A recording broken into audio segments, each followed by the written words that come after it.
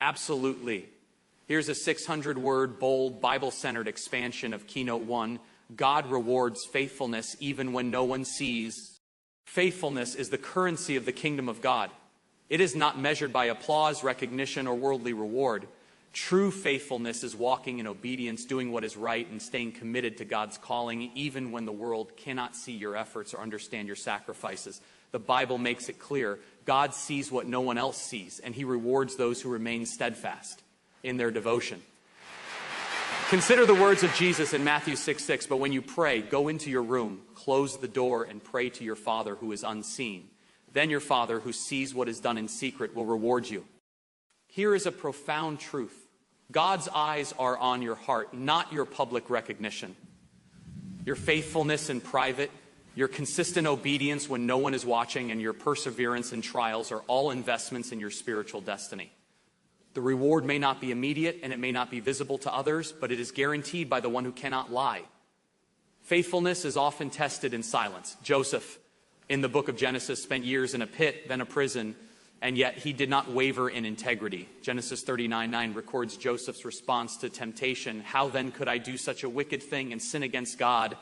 His faithfulness, unseen by the world, positioned him to receive God's divine overcompensation. Eventually, Joseph rose to a place of influence and blessing, not because man rewarded him, but because God honored his steadfast heart. The same principle applies to your life. God honors those who serve faithfully, even in the shadows. Romans 2:6 reminds us, God will repay each person according to what they have done. This repayment is not always immediate, and it is not always public, but it is inevitable. Every act of obedience, every prayer whispered in secrecy, every step of integrity taken without applause is recorded in heaven. God does not overlook your loyalty, and he will reward it in ways that exceed human understanding. Faithfulness also cultivates trust. Proverbs 2:8-20 says, a faithful person will be richly blessed, but one eager to get rich will not go unpunished. True wealth in the kingdom is not measured by money or possessions. It is measured by God's favor, his guidance, and his provision. When you remain faithful, God aligns circumstances, opens doors, and multiplies resources to bless you in proportion to your steadfastness. Remember, faithfulness is not seasonal. It is consistent. It is rising early to pray, remaining honest when shortcuts are tempting, forgiving when it is difficult, and continuing to serve when no one notices. The reward is not in immediate validation, but in the assurance that God himself honors your commitment. Hebrews 11:6 declares, and without faith, it is impossible to please God, because anyone who comes to him must believe that he exists and that he rewards those who earnestly seek him. Faithfulness pleases God, and pleasing God is the gateway to supernatural reward. Today, if you are feeling unseen, overlooked, or underappreciated, take heart. Your faithfulness is never wasted. God is watching. He is recording. And he is preparing to reward you in ways that no one else can comprehend. The trials, the waiting, and the sacrifices are all the soil in which your blessings are growing. Stand firm. Remain faithful. Do not give up. What God is preparing for you is beyond what you have ever imagined, and it begins with a heart committed to him even when no one else sees. Faithfulness in the unseen will lead to a reward in the seen. Trust God, walk steadfastly, and know this: he honors those who honor him. If you want, I can also expand the remaining 5 keynotes into full 600-word Bible-based explanations, so you'd have a full, action-driven, motivational speech ready for recording or publication. Do you want me to continue with that? Perfect. Here's a bold, Bible-centered 600-word expansion off Keynote 2. Trials are divine setups for greater blessings. Life is full of challenges, setbacks, and moments that test our endurance, but here is a truth every believer must hold on to. Trials are not random, meaningless, or punishments from God. They are divine setups. God's way of preparing you for a blessing far greater than you can see in the moment. The trials you face are not the end of your story. They are the launching pad for God's supernatural provision and favor. The Bible is clear that trials have purpose. James 1:2-4 tells us, consider it pure joy, my brothers and sisters, whenever you face trials of many kinds, because you know that the testing of your faith produces perseverance. Let perseverance finish its work so that you may be mature and complete, not lacking anything. Absolutely. Here's a 600-word, bold, Bible-based expansion off Keynote 3. Delays are God's timing, not denial. Too often, we mistake God's delays for denial. We grow impatient when doors remain closed, when prayers seem unanswered, or when blessings appear postponed. But the truth is this: God's timing is perfect, and every delay in your life is a carefully orchestrated part of His divine plan. What looks like a setback is often a setup for something far greater than you could imagine. Ecclesiastes 3:1 reminds us there is a time for everything and a season for every activity under the heavens. God is never late, and He is never early. He moves according to His perfect wisdom, not our human schedules. Sometimes a delay is necessary to refine your character, to strengthen your faith, or to prepare you for a responsibility that is greater than the blessing itself. In other words, the wait is not wasted. It is working on you. Consider the story of Abraham and Sarah. They waited decades for the promise of Isaac. From a human perspective, it seemed impossible, yet God's timing was intentional. Galatians 4:4-5 explains, but when the set time had fully come, God sent His Son, born of a woman born under the law, to redeem those under the law, that we might receive adoption to sonship. Just as God waited for the perfect moment to send His Son, He waits for the perfect moment to release your blessing. The delay is strategic, designed to maximize the impact of what God is about to do in your life. Delays also build perseverance and faith. Romans 5:3-4 says, not only so, but we also glory in our sufferings, because we know that suffering produces perseverance, perseverance, character, and character, hope. Every moment of waiting, every unanswered prayer, every door that seems closed is shaping your heart, refining your purpose, and preparing you to walk into God's perfect plan with maturity and strength. If you rush ahead or take matters into your own hands, you risk missing the fullness of what God intends. God's delays are also a demonstration of His perfect timing in provision. Consider Joseph, who endured years of betrayal, slavery, and imprisonment before God exalted him to a position of power in Egypt. Genesis 41:41-42 records Pharaoh saying, "You shall be over my house, and all my people shall submit to your orders." Joseph's delay was not denial, it was preparation. God was aligning every circumstance so that when Joseph finally stepped into his destiny, the blessings were abundant, timely, and irreversible. Today, if you feel frustrated by waiting, remember that God's delay is never God's denial. It is His preparation. It is His perfect orchestration of events that ensures your breakthrough will not only arrive, but will arrive at the right moment, in the right way, and with maximum impact. So, stand firm in faith. Keep praying. Keep believing. Keep serving faithfully. Do not give in to doubt or impatience. Every delay is a divine setup, a heavenly pause designed to bring you closer to the fullness of God's promise. Your breakthrough is coming, and it will arrive not a moment too soon nor a moment too late. It will arrive in God's perfect timing, and it will be beyond anything you could have planned or imagined. Trust Him, wait on Him, and when the blessing comes, you will see clearly that the delay was not denial. It was God's timing, perfectly executed. If you want, I can continue with Keynote 4. Next, obedience positions you for supernatural overcompensation, keeping the same bold, Bible-based, motivational style. Do you want me to do that now? Absolutely. Here's a 600-word, bold, Bible-centered expansion off Keynote 4. Obedience positions you for supernatural overcompensation. Obedience is the gateway to God's supernatural blessings.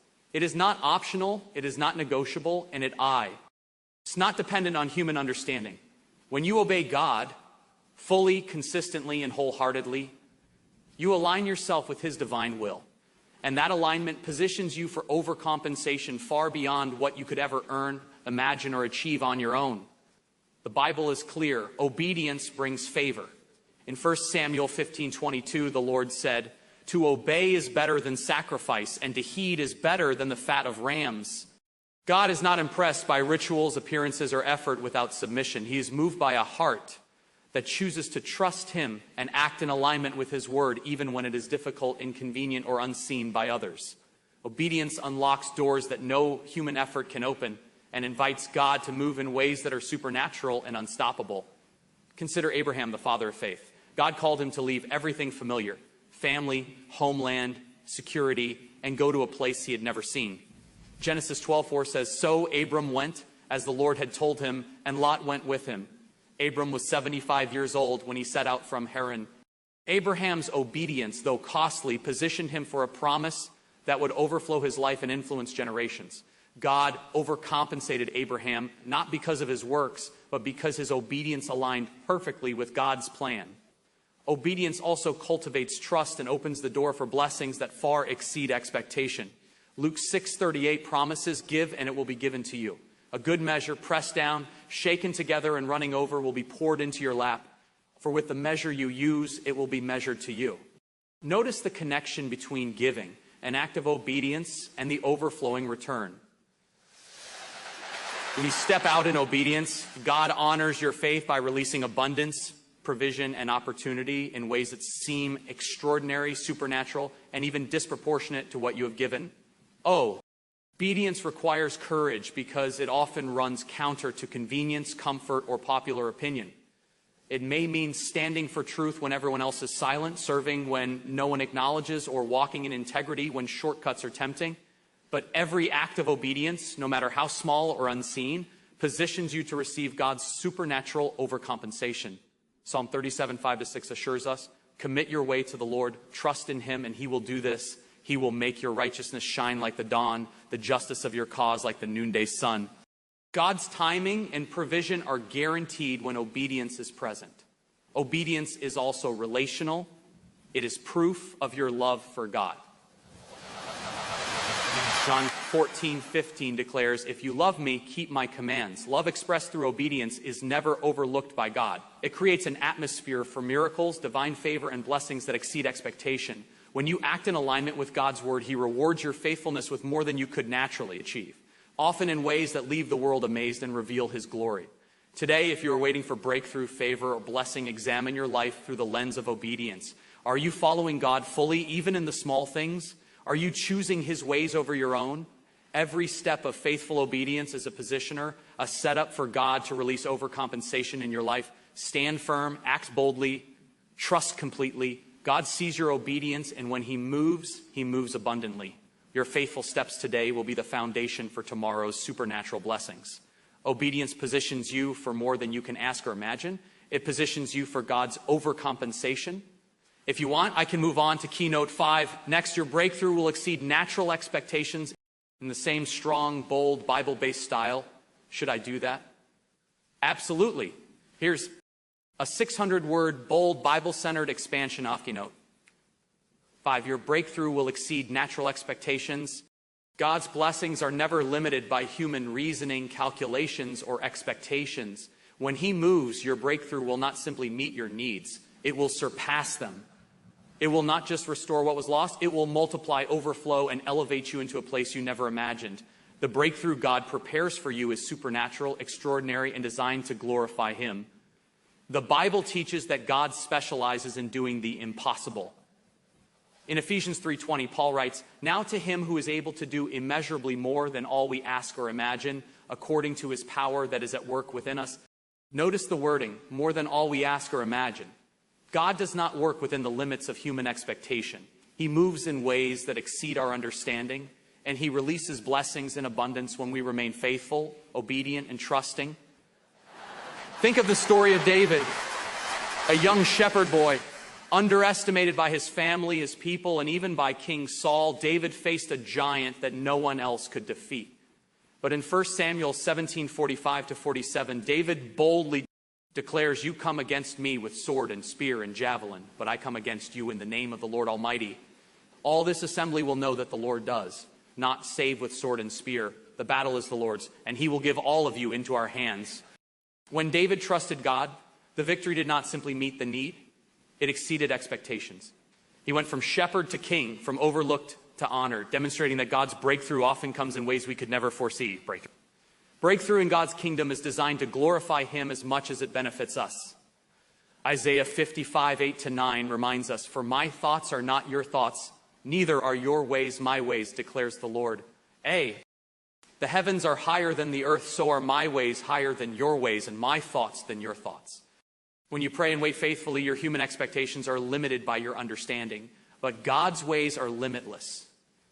He measures breakthrough not by what we can see, but by the magnitude of his power and glory. Often, breakthroughs are delayed so that the impact is maximized. Joseph endured betrayal, slavery, and imprisonment for years. Yet Genesis 41:41-44 shows the fullness of God's plan. He was elevated from a prison cell to the prime minister of Egypt.